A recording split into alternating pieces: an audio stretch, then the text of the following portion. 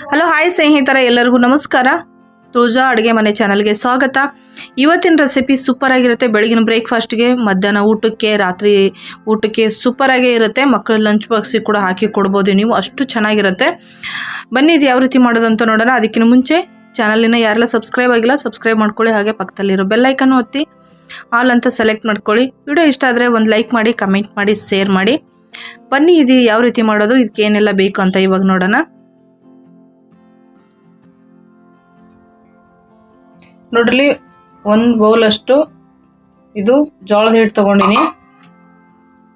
ಜೋಳದ ಹಿಟ್ಟಿಗೆ ನಾ ಏನೇನ ಹಾಕೋತೀನಿ ಅಂತಂದ್ರೆ, ಇಲ್ಲಿ ಕರಿಬೇವು ಹಾಕೊಳತ್ತೀನಿ, ಮತ್ತು ಕೊತ್ತಂಬರಿ, ಮೆಣಸಿನ್ಕಾಯಿ, ಹಸಿ ಮೆಣಸಿನ್ಕಾಯಿ ಸ್ವಲ್ಪ ಜಾಸ್ತಿನೇ ಹಾಕ್ಕೊಂಡಿದ್ದೀನಿ, ಖಾರವಾಗಿದ್ರೆ ಚೆನ್ನಾಗಿರುತ್ತೆ ಅಂತ. ಹಾಗೆ 3 ಈರುಳ್ಳಿನ ನಾನಿಲ್ಲಿ ಸಣ್ಣಕ್ಕಾಗಿ ಕಟ್ ಮಾಡ್ಕೊಂಡಿದ್ದೀನಿ, ಅದನ್ನು ಕೂಡ ಎಲ್ಲ ಹಾಕ್ಕೋತಾ ಇದ್ದೀನಿ. ಇವಾಗ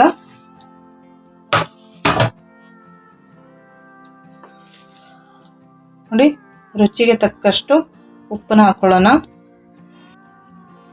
ಹಾಗೆ ಪ್ಲೈನ್ ಆಗಿ ಬೆಳ್ಳಗಾಗಿ ಮಾಡೋದಕ್ಕಿಂತ ಸ್ವಲ್ಪ ಅರಿಶಿನ ಹಾಕೊಂಡ್ರೆ ಇನ್ನೂ ಚೆನ್ನಾಗಿರುತ್ತೆ.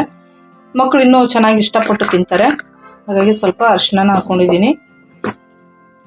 ಈಗ ಇದನ್ನು ದೋಸೆ ಹಿಟ್ಟು ಅದಕ್ಕೆ ಕಲಿಸ್ಕೋಬೇಕ್ರಿ. ಇದು ನೀರು ಹಾಕ್ಕೊಂಡು ಏನು ದೋಸೆಗೆ ಮಾಡ್ಕೊತೀವಲ್ಲ ಅದ ರೀತಿ ಕಲಿಸ್ಕೊಂಡ್ರು ಬರ್ತದೆ. ಗಟ್ಟಿ ಕಲಿಸ್ಕೊಂಡು ಮಾಡ್ಬೋದು. ನಾ ಗಟ್ಟಿ ಕಲಿಸಿ ಯಾವ ರೀತಿ ಮಾಡೋದಂತ ಹಿಂದಿನ ವಿಡಿಯೋದಲ್ಲಿ ಹಾಕಿದ್ದೀನಿ, ನೋಡಿಲ್ಲ ಅಂದ್ರೆ ಹೋಗಿ ಚೆಕ್ ಮಾಡಿರಿ.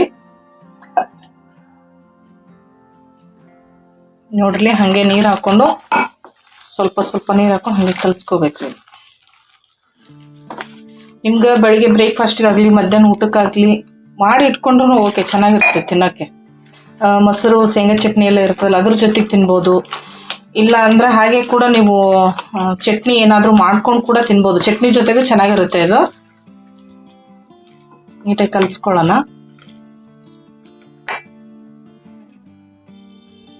ನೋಡಿ, ಈ ಥರ ದೋಸೆ ಹಿಟ್ಟು ಅದಕ್ಕೆ ಇದು ಕಲಿಸ್ಕೊಂಡಿದ್ದೀನಿ. ಇದನ್ನು ನೀವು ಜೋಳದ ಹಿಟ್ಟು ಜೊತೆಗೆ ಈರುಳ್ಳಿ, ಮೆಣಸಿನ್ಕಾಯಿ, ಕೊತ್ತಂಬರಿ, ಕರಿಬೇವು ಹಾಕಿ ಕಲಿಸ್ಕೊಳ್ಳೋ ಟೈಮಲ್ಲೇ ನಿಮಗೆ ಒಳ್ಳೆ ಒಂದು ಘಮ ಸಿಗುತ್ತೆ. ನೋಡಿ, ತುಂಬ ಚೆನ್ನಾಗಿರುತ್ತೆ. ಕಲಿಸ್ಕೊಳ್ಳೋ ಟೈಮಲ್ಲೇ ಆ ಘಮ ಬರ್ತಾ ಇರುತ್ತೆ. ಇವಾಗ ಇದು ಹಿಟ್ಟು ರೆಡಿ ಆಗಿದೆ ನೋಡಿ. ಇವಾಗ ನಾನು ತವಕ್ಕೆ ಎಣ್ಣೆ ಒರೆಸ್ಕೊಂಡೆ ಈರುಳ್ಳಿಯಿಂದ. ನೋಡಿ, ಈ ಈರುಳ್ಳಿಯಿಂದ ತವಕ್ಕೆ ಚೆನ್ನಾಗಿ ಎಣ್ಣೆ ಒರೆಸ್ಕೊಂಡಿದ್ದೀನಿ.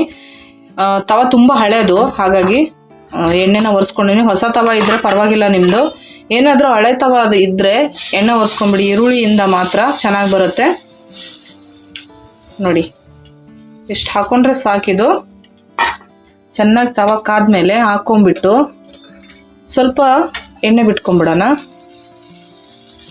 ಮಕ್ಕಳು ತಿಂತಾರೆ ಅಂದರೆ, ತುಪ್ಪ ತಿನ್ನೋ ಮಕ್ಕಳಿದ್ರೆ ತುಪ್ಪ ಹಾಕಿ ಕೊಡಿ, ಆಮೇಲೆ ಹಾಕಿ. ಇವಾಗ ಚೆನ್ನಾಗಿ ಬೆಂದ ಮೇಲೆ ತುಪ್ಪ ಹಾಕ್ಬೋದು. ಇವಾಗ ಸ್ವಲ್ಪ ಎಣ್ಣೆ ಹಾಕಿ ಬೇಯಿಸ್ಕೊಂಡ್ರೆ ಚೆನ್ನಾಗಿರುತ್ತೆ.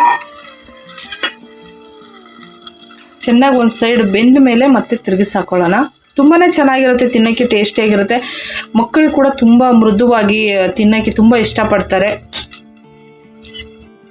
ದೊಡ್ಡವರಾಗಲಿ ಚಿಕ್ಕವರಾಗಲಿ ತುಂಬ ಇಷ್ಟಪಟ್ಟು ತಿಂತಾರೆ. ಒಂದು ಸತಿ ನೀವು ಮಾಡಿಕೊಟ್ಟು ನೋಡಿ ಮನೆಯಲ್ಲಿ, ಎಲ್ಲರಿಗೂ ಕೂಡ ತುಂಬ ಇಷ್ಟ ಆಗುತ್ತೆ.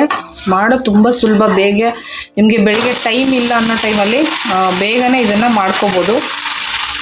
ಅಕ್ಕಿ ನೆನೆಸಿ ಮಾಡ್ಕೋಬೇಕಂದ್ರೆ ತುಂಬ ಲೇಟ್ ಆಗುತ್ತೆ. ಗೋಧಿ ಹಿಟ್ಟಿದ್ರು ಓಕೆ, ಗೋಧಿ ಹಿಟ್ಟಲ್ಲಿ ಕೂಡ ಮಾಡ್ಕೋಬೋದು. ಇದು ಗೋಧಿ ಹಿಟ್ಟಲ್ಲಿ, ಜೋಳದ ಹಿಟ್ಟಲ್ಲಿ ಕೂಡ ಮಾಡ್ಕೋಬೋದು, ಚೆನ್ನಾಗಿರುತ್ತೆ. ಆದರೆ ಬೇಗ ಆಗುತ್ತೆ ಅನ್ನೋದಕ್ಕೋಸ್ಕರ ಇದನ್ನು ತೋರಿಸ್ತಾ ಇದ್ದೀನಿ. ನೋಡಿ, ಇವಾಗ ಈ ಸೈಡು ನೋಡಿ, 2 ಸೈಡ್ ಚೆನ್ನಾಗಿ ಬೆಂದಿದೆ. ಈಗ ತೆಗೆದು ಹಾಕೊಂಡ್ಬಿಡೋಣ. ಮತ್ತೆ ನಾನು ಇನ್ನೊಂದು ಹಾಕಿ ತೋರಿಸ್ತಾ ಇದ್ದೀನಿ ನಿಮಗೆ. ನೋಡಿ, ಚಿಕ್ಕದಾಗಿ ಮಕ್ಕಳಿಗೆ ಲಂಚ್ ಬಾಕ್ಸ್ ಹಾಕ್ಕೊಡೋಕ್ಕೆ ಚೆನ್ನಾಗಿರುತ್ತೆ. ಮಕ್ಕಳಿಗೆ ಆದರೆ ಹಸಿಮೆಣ್ಸಿನ್ಕಾಯಿ ಹಾಕಕ್ಕೆ ಹೋಗಬೇಡಿ. ಸಪ್ಪೆದು ಹಾಗೆ ಮಾಡಿಬಿಟ್ಟು ಅವ್ರಿಗೆ ಒಂದು ಚಟ್ನಿ ಏನಾದರೂ ಮಾಡಿಕೊಟ್ರೆ ಚೆನ್ನಾಗಿರುತ್ತೆ. ಕಾಯಿ ಚಟ್ನಿನೋ ಅಥವಾ ಕಡಲೆಬೀಜ ಚಟ್ನಿನೋ ಏನಾದರೂ ಒಂದು ಮಾಡಿಕೊಟ್ಬಿಡಿ. ಅದ್ರ ಜೊತೆಗೆ ತುಂಬಾ ಚೆನ್ನಾಗಿರುತ್ತೆ. ದೊಡ್ಡವ್ರಿಗೆ ಆದರೆ ಖಾರವಾಗಿ ಚೆನ್ನಾಗಿರುತ್ತಲ್ವ. ಈ ಮಳೆಗಾಲದಲ್ಲಿ ಏನಾದರೂ ಖಾರವಾಗಿ ತಿನ್ನಬೇಕು ಅನಿಸುತ್ತೆ, ಆ ಟೈಮಲ್ಲಿ ಈ ರೀತಿ ಮಾಡ್ಕೋಬೋದು. ನೈಟ್ ಆಗಲಿ ಮಧ್ಯಾಹ್ನ ಅಥವಾ ಬೆಳಗ್ಗೆ ಯಾವಾಗಾದರೂ ನೀವು ಮಾಡ್ಕೊಂಡು ತಿನ್ಬೋದು. ಇದು ತುಂಬಾ ಚೆನ್ನಾಗಿರುತ್ತೆ. ಇದು ಮೆಣಸಿನ್ಕಾಯಿ ಹಾಕಿದ್ರಿಂದ ಬೇರೆ ಚಟ್ನಿ ಅದು ಏನೂ ಅವಶ್ಯಕತೆ ಇಲ್ಲ. ಇದಕ್ಕೆ ಹಾಗೆ ಕೂಡ ತಿನ್ಬೋದು. ಆದರೆ ಮಕ್ಕಳಿಗೆ ಮೆಣಸಿನ್ಕಾಯಿ ತಿನ್ನಲ್ವಲ್ಲ, ಹಾಗಾಗ್ಬಿಟ್ಟು ಅವ್ರಿಗೆ ಸಪ್ಪೆ ಮಾಡಿಕೊಟ್ಟು ಏನಾದರೂ ಒಂದು ಚಟ್ನಿ ಮಾಡಿಕೊಟ್ರೆ ತುಂಬಾ ಚೆನ್ನಾಗಿರುತ್ತೆ. ಟೊಮೊಟೊ ಚಟ್ನಿ ಆಗಲಿ ಯಾವುದೋ ಒಂದು ಮಾಡಿಕೊಟ್ರು ಟೇಸ್ಟ್ ಆಗಿರುತ್ತೆ ಅದ್ರ ಜೊತೆಗೆ. ನೋಡಿ ಇವಾಗ ಇದನ್ನು ಕೂಡ ರೆಡಿಯಾಗಿದೆ. ತುಂಬಾ ಬೇಗನೆ ಆಗುತ್ತೆ ನಿಮಗೆ ಇದು. ಸ್ವಲ್ಪ ಸಣ್ಣ ಉರಿ ಇಟ್ಕೊಂಡು ಮಾಡ್ಕೊಂಬಿಟ್ರೆ ಚೆನ್ನಾಗಿರುತ್ತೆ. ನೀವು ಜಾಸ್ತಿ ಉರಿ ಇಟ್ಕೊಂಡ್ರೆ ಏನಾಗ್ಬಿಡುತ್ತೆ ಅಂದರೆ ಸ್ವಲ್ಪ ಮೇಲ್ಗಡೆ ಸೀದು ಹೋಗಿರೋ ಥರ ಆಗಿಬಿಡುತ್ತೆ. ಹಾಗಾಗಿ ಸ್ವಲ್ಪ ಕಮ್ಮಿ ಉರಿಯಲ್ಲಾದರೆ ಚೆನ್ನಾಗಿರುತ್ತೆ. ನೋಡಿ ಇವಾಗ ಎರಡು ಸೈಡು ಚೆನ್ನಾಗಿ ಬೆಂದಿದೆ ಇದು.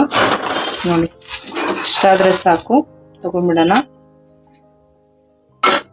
ನೋಡಿ ಇವಾಗ ನಮಗೆ ರೆಡಿಯಾಗಿದೆ ಜೋಳದ ಉತ್ತಪ್ಪ. ಜೋಳದ ಹಿಟ್ಟಿನ ಉತ್ತಪ್ಪ ಇದು ತುಂಬಾ ಚೆನ್ನಾಗಿರುತ್ತೆ ತಿನ್ನೋಕ್ಕೆ. ಅಷ್ಟೇ ಟೇಸ್ಟ್ ಆಗಿರುತ್ತೆ, ಅಷ್ಟೇ ಮೃದುವಾಗಿರುತ್ತೆ. ನೋಡಿ ತುಂಬಾ ಮೃದುವಾಗಿರುತ್ತೆ, ತುಂಬ ಚೆನ್ನಾಗಿರುತ್ತೆ ತಿನ್ನೋಕ್ಕೆ.